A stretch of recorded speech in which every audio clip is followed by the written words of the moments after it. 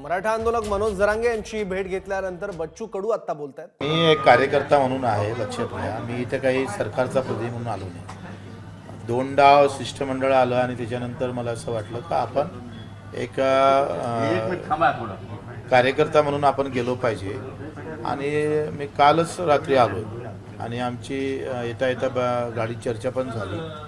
आणि आता खरं तर हे आंदोलन शक्तीपेक्षा युक्तीचं आणि शब्दाच्या रचनेचं झालेलं आहे। आता याला बळ आलं पाहिजे। मराठा समाजासोबत सगळेचं कसं भलं होता येईल। मला वाटते जरांगे साहेबांनी जे शब्द मांडले, जे काही बोलले, त्याच्यामध्ये इतरही समाजाचं जातीय दाखले भेटण्यासाठी सुलभता निर्माण होऊ शकतं। म्हणजे त्यांच्यामध्ये त्यांच्या त्या काही मागणीमध्ये मला असं वाटतं इतरही समाजाचं भलं व्यवस्थित होऊ शकेल। कारण जातीचं माझं कसं आहे, आता आपण कर्जमाफी केली का नाही केली, पण कर्जमाफी बँकेत जाऊन भेटतच नसतं आणि ते फार किचकट करत असेल तर त्या माफीला काही अर्थ नसते। तसं जातीचा दाखला द्यायचा आहे ना आपल्याला, तर मग त्याच्या सुलभता आली पाहिजे आणि तो सगळ्या समाजासाठी कधी अधिक सुलभ होईल या विचारानं त्यांनी जे काही एकंदरीत विचार ठेवलेला आहे, काही मागण्या ठेवलेल्या आहे, त्या मराठा समाजासाठी पण पोषक आहे। मी तर मराठा समाज म्हणतच नाही, कुंब्यांसाठी महत्त्वाचा आहे। कारण मराठा हा काही जातीवाचक शब्द नाही आहे। नेहमी सांगत आलो आणि मीच नाही सांगत तर महात्मा ज्योतिबा फुले सुद्धा हेच म्हणतात। बाबासाहेब आंबेडकरांच्या चरित्रामध्ये सुद्धा मराठा हा काही जातीवाचक शब्द म्हटला नाही, तो समूहवाचक शब्द आहे। तो संपूर्ण महाराष्ट्राच्या जे आपण मराठे म्हणतो, तर त्या दृष्टिकोनातून त्यांनी जे आता बोलले तर ते वेगळं सगळे सोयरेचा मी सुद्धा वेगळा अर्थ काढला होता। असा अर्थ काढला होता का बा पत्नी आईच्या इकडलं जात हे पोराले लागली पाहिजे। तर त्याच्यात त्यांनी पण तो अर्थाचं स्पष्टीकरण काल आम्ही बोलता बोलता म्हटलं आहे का जाती आईची जात पोराले लागू शकत नाही, त्याच्याऐवजी वडिलाकडचे जातं, त्याची मामा असेल मावशी असेल तर त्याला तो कसा संबंधित सगळ्यांना लागू होईल अशा संदर्भात काही दुरुस्त्या ह्या एका समाजासाठी होणार नाही, सगळीसाठी होईल। माझं एकच त्याला करून तर ते सगळे सोयऱ्याच्या बाबतीत मनोज जरांगे पाटलांनी जी मागणी केलेली ती कायद्या चौकटीच्या बाहेर आहे असं अनेक जण सांगतात। तुम्ही ते त्या मागणीचं माझं काय म्हणणं आहे का सगळे सोयरीच्या बाबतीत माझाही गैरसमज झाला होता, पण सगळे सोयरीची व्याख्या काय आहे का जे वडिलाच्या संबंधित नात्या गोत्यातले जे काही लोक सगळे असेल ते सगळे सगळे सोयरे, ज्याच्यासोबत सोयरी होऊ शकते ते सोयरे। सगळे म्हणजे आपले सगळे वडील असन, काका असन, पुतण्या असन, त्याच्या मुलगी असन, ते मुलीचे मामा असेल, हे सगळे सोयरे ना। पण आईची जात मिळावी याला पण तुम्ही पण मान्य करता? नाही, आईची जात भेटण्याबाबत मी काही मान्य देत नाही, त्याला काही शक्य नाही। कारण एका आता समजा SC समाजाची आहे किंवा OBC समाजात इतर समाजाची आली तर एक दोन पोर आहे, तर एक आई एक असं म्हणून का एक असं करून घ्या का आईची जात एका पोराला लावा आणि बापाची जात एका पोराला लावा, तर एका कुटुंबात दोन जाती तयार होऊ शकतात। तर त्याच्यात जरांगे साहेबांनाही स्पष्ट म्हटलेलं आहे कालच्या चर्चेमध्ये आम्ही जेव्हा बसलो का आईच्या जातीचा आग्रह नाही आहे। आग्रह असा आहे का आखरी त्यांचं मत काय आहे का जो काही गरीब मराठा आहे, ज्याला मराठे म्हणून आहे पण तो कुंभी आहे, त्याला जातीचं प्रमाणपत्र भेटलं पाहिजे आणि त्यासोबत इतरही जातीची सुलभता झाली पाहिजे। जरांगे पाटील असं म्हणतात की आईची नाही भेटणार ना, कशी भेटणार आहे? म्हणजे काय चुलते पुतणे हे काही सगळे सोयरे होत नाही, सोयरे कोण होतात? त्यामुळे ते सोयरे म्हणजे काय? सोयरे म्हणजे सोयरीक, जिथं आपली सोयरीक होऊ शकते। अर्थात मी कुंभी आहे तर कुंभ्यासोबत सोयरीक होईल, म्हणजे ते जातीय सोयरीक होईल। आपल्या जातीतली सोयरीक आहे ना ते, किंवा तेली असेल तर तेल्यासोबत होईल, माळी असेल तर माळ्यासोबत। प्रश्न असा आहे की ते त्या मतावर ठाम आहेत, याचा अर्थ तुम्ही त्यांच्या मतांबरोबर नाहीत मनोज जरांगे पाटील? बरोबर आहे, मताबरोबरच आहे। आईची जात लावण्यावर ते आग्रही आहेत ना? नाही ते पत्नीला द्या म्हणतात, ते आईची जात द्यावी असा त्यांचा आग्रह आहे। नाकारले ते, त्याचा पाठिंबा नाही आहे त्यांना। नाही, तुम्ही लक्षात घ्या, त्यांनी पण हे स्पष्ट म्हटलेलं आहे का आईची जात आपण पोराला लावू शकत नाही। लक्षात घ्या, त्याचा वेगळा अर्थ लोकांना काढला तो चुकीचा आहे।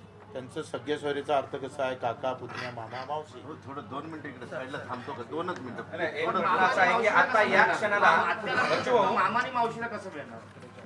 तर मामा कसा आखरी सगळे सोयरीची व्याख्या करणं फार महत्वाची आहे। एकदा सगळे सोयरीची व्याख्या जर व्यवस्थित झाली तर त्यानुसार समोर गेलं तर स्पष्ट निकाल निघतो। शिष्टमंडळाचा भाग म्हणून की मध्यस्थी म्हणून की आंदोलन म्हणून या तिन्हीपैकी आज तुमची भूमिका कोणती? माझी एक भूमिका कार्यकर्त्याची आहे. नाही, 3 प्रश्न आहेत. एक शिष्टमंडळाचा भाग म्हणून इथं आलात का मध्यस्थी करण्यासाठी आलात की आंदोलनामध्ये म्हणजे आंदोलक म्हणून? आंदोलक म्हणून. ओके.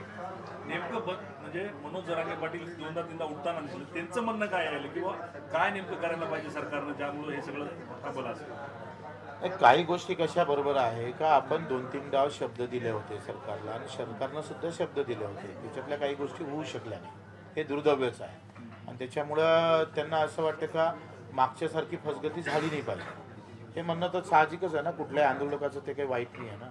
पण एक तटस्थ राहून तुम्ही जर सांगाल तर आता या सगळ्या चर्चेनंतर फलित काहीच नाही, तर महाराष्ट्रात आंदोलन उभं राहणार असं वाटतंय? नाही, मला असं वाटतं का याच्यातून काहीच फलित झालं नाही आज उद्यापर्यंत किंवा आजपर्यंत, तर आंदोलन तर उभं राहीलच ना. ते थोडं रोखू शकतं. उद्या आम्ही जरी म्हटलं जो रोखा तर समाज रोखायला थोडा तयार आहे. पण हे आंदोलन ते झालं पाहिजे आंदोलन अशी सरकारची अडवणूक करेल, अडचण निर्माण करेल. आंदोलन काही सरकारच्या सोयीचं नसतेच कधी. तुम्ही सांगा कोणाचं आंदोलन सोयीचं असतं? सरकारच्या सोयीसाठी कधी आंदोलन केलं का कोणा? पण तुम्हाला वाटतं हे आंदोलन झालं पाहिजे कार्यकर्ता म्हणून? नाही, माझं काय म्हणणं आहे, आंदोलन होणं नाही होणं हा दुय्यम गोष्ट आहे. आखरी समाज म्हणून न्याय भेटलं पाहिजे ही प्राथमिकता आहे, ती झाली पाहिजे. तर या न्यायासाठी हे आंदोलन झालं पाहिजे. 2 गोष्टी आहेत. होऊन नाही होऊन झालं आंदोलन न करता, जर आंदोलन झाल्यानंतर जे भेटन तेच झालं समजा तर मला वाटते अधिक सोयीचं. माझं म्हणणं असं आहे की सहजरित्या मला जर काही गोष्टी भेटत असेल, आंदोलन न करता भेटत असेल, ज्या आंदोलन केल्यानंतरही भेटणार त्याच भेटत असेल, तर मग आपली भूमिका काय राहील, तुमची जी भूमिका राहील ही सार्वत्रिक भूमिका सगळीची आहे. तुम्ही आता म्हणले की सरकारनं जे काही शब्द पाळले नाही ते दुर्दैव आहे, तर तुम्ही या जे काही शब्द पाळायचे होते या संदर्भात सरकारशी काही बोललात का मुख्यमंत्री? हा, मी तेच म्हटलं आहे का आपण आताही काही शब्द द्यायचे असेल तर 4 याच्यात पहिले पूर्ण मजबूतपणे सगळं विचारून घ्या आणि तसे शब्द देऊ नये, माझं असं मत आहे. तर शब्द देताना आता आपण असं झालं नाही पाहिजे का आपण शब्द दिला पण ते करू नाही शकलो, पण त्याचं समाज मनावर सरकारच्या बाबतीत वाईट हे जाईल, भावना निर्माण होईल आणि त्याच्यातून काही निष्पन्न होतं ते उग्र होईल, जास्त होईल. आपली आमचं म्हणणं असं आहे का जे शब्द द्या तर ते झाले होत असेल तरच द्यावं. बच्चूभाऊ, राज्य सरकारने सुद्धा आंदोलनाच्या बाबतीत अलर्टनेस दाखवलेला आहे. पोलिसांची फार मोठी जमवाजमव सरकार करत आहे, नोटिसा दिल्या जात आहेत. याच्याकडे कसं बघताय तुम्ही? या प्रशासकीय बाबी आहे. तर मी एवढे आंदोलन 25 वर्षात केले, तर त्या नोटिसा कसं आहे, प्रशासन म्हणून सरकार एक वेगळं आणि प्रशासन एक वेगळं राहतं. उद्या आपण कोणाला विचारतो, SP ला विचारणार तुम्ही काय केलं, हे थांबवायचं आहे तर तुम्ही काय केलं. आधी हा प्रशासकीय भाग आणि निर्णय घेणं हा सरकारची गोष्ट आहे. त्याच्यामुळं ए यार बोलू दे ना. अरे जायचंय ना, तुम्ही जा ना, तुम्ही बाकीच्या नकाला घेऊन चालले. असं थोडी काय.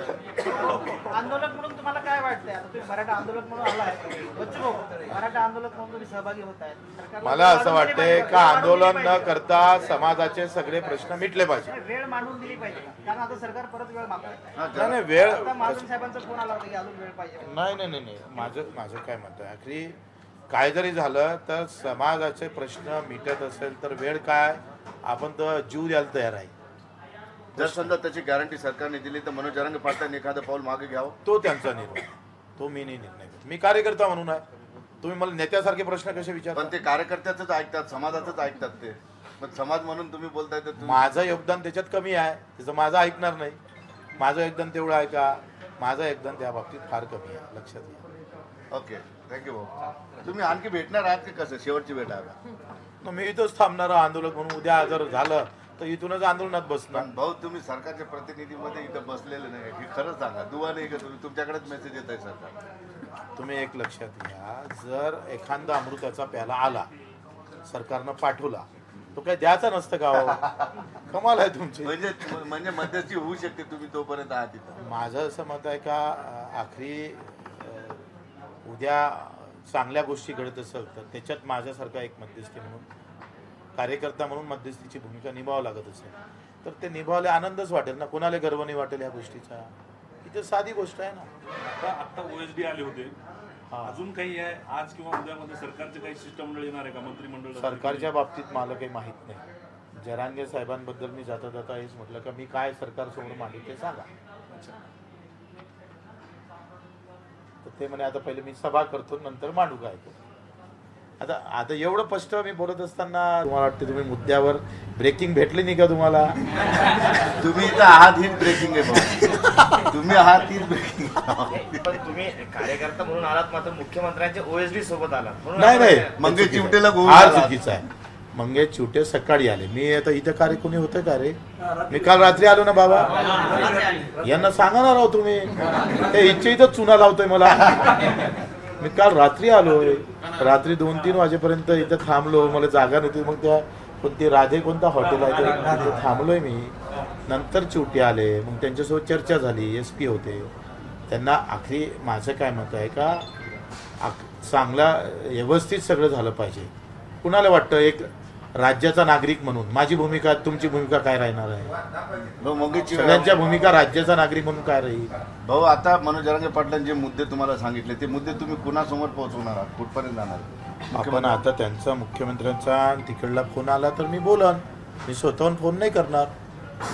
माझी भूमिका कार्यकर्त्याची आहे तर तिकून फोन आला तर बोलन ना मी स्वतःहून. ते त्यांनी करावं. आता जरांगे साहेबांनी तिकडे सभा करत असताना जर काही गोष्टी चांगल्या घडत असेल आखरी त्यांचा तो दबाव ते प्रेशर निर्माण झालं आणि सरकारनं जर चांगले निर्णय घेतले तर वेल अँड वेल ना चांगलंच होईल ना भाऊ. सरकारवर प्रेशर निर्माण झाले आता कोणतं अधिक काय प्रेशर आता कोणतं प्रेशर अधिक काय करायला पाहिजे? शक्तीपेक्षा युक्ती पेशरपेक्षा- जास्त बोलताय सर. छत्रपतीचाच दावा आहे. आम्ही छत्रपतीचे भक्त आहे. छत्रपतीनं बऱ्याच ठिकाणी शक्ती वापरली नाही युक्ती वापरली आणि युक्तीतून कधी कधी तर सैन्य न वापरता जिंकलंय युद्ध. असे कित्येक उदाहरण आहे. इथं काय युक्ती असू शकते? ABP माझा, उघडा डोळे बघा नीट.